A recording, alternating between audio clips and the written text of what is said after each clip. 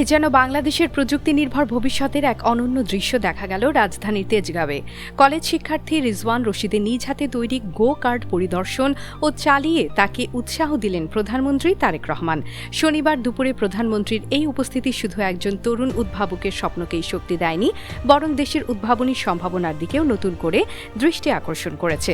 সদ্য এইচএসসি সম্পন্ন করা রিজওয়ান রশিদ নিজের আগ্রহ ও মেধা দিয়ে মাত্র 3 মাসে একটি 250 সিসি গো কার্ট তৈরি করেছেন।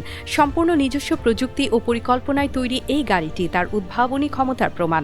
কোনো বড় প্রতিষ্ঠান বা ল্যাবের সহায়তা ছাড়াই এমন একটি প্রকল্প বাস্তবায়ন তরুণদের জন্য অনুপ্রেরণার বড় উদাহরণ হয়ে উঠেছে।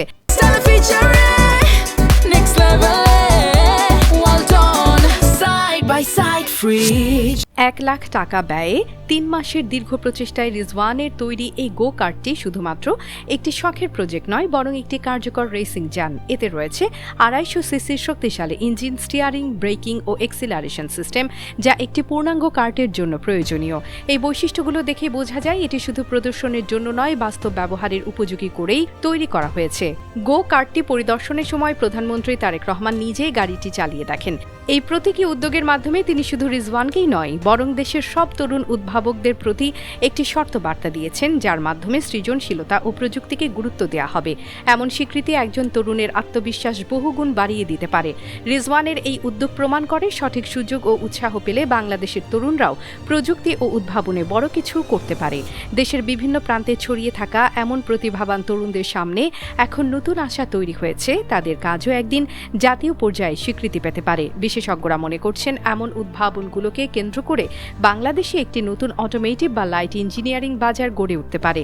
স্থানীয়ভাবে গো কার্ট, ইলেকট্রিক ভেহিকল বা ছোট আকারের যানবাহন উৎপাদন শুরু হলে তা কর্মসংস্থান সৃষ্টি করবে এবং আমদানি নির্ভরতা কমাতে সাহায্য করবে। এটি ভবিষ্যতে একটি লাভজনক শিল্প খাত হিসেবেও গড়ে উঠতে পারে।